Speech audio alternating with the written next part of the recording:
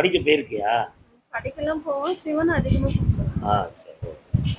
கண்ண முடிக்கா என்னன்னு கேட்கிறேன்.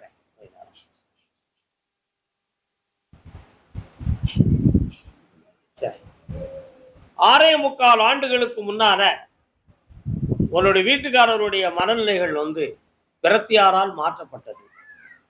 புரியுதா? அப்படி மாற்றப்பட்டதுக்கு காரணம் மாந்திரிகம் ஒரு காரணம்.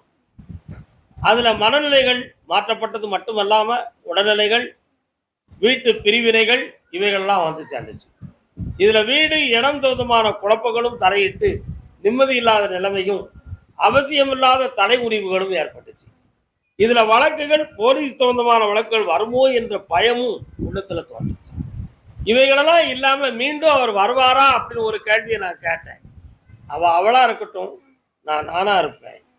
அதனால அவ பக்கத்துல வர நான் முடியாதுன்னு ஒரு முடிவு இருக்கு.